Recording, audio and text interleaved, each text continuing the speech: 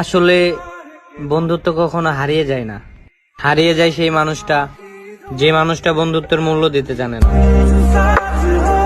যে দেশে 17 বছর পড়ালেখা করার পর পড়ালেখার পাঠ চুকিয়ে চাকরির আবেদন করতে গিয়ে বেকার যুবককে শুনতে হয় অভিজ্ঞতা ছাড়া চাকরি দেওয়া হয় না, তখন প্রশ্ন জাগে 17 বছর পড়ালেখা না করে কোনো ওয়ার্কশপে কাজ শিখলেই তো হতো।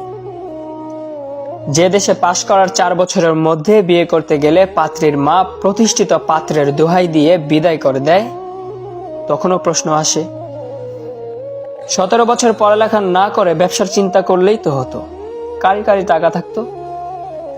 এ দেশে সার্টিফিকেট আর 2 টাকা পুরনো নোটের মধ্যে আদৌ কি কোনো পার্থক্য থাকছে? 17 বছর পড়ালেখা করার পর 12,000 টাকার বেতনে সকাল 9টা থেকে রাত 9টা পর্যন্ত ডিউটি করার অফার আসে।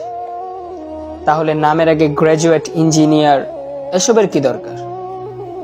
সিএনজি চালিয়েও তো 15,000-এর চেয়ে বেশি ইনকাম করা যায়।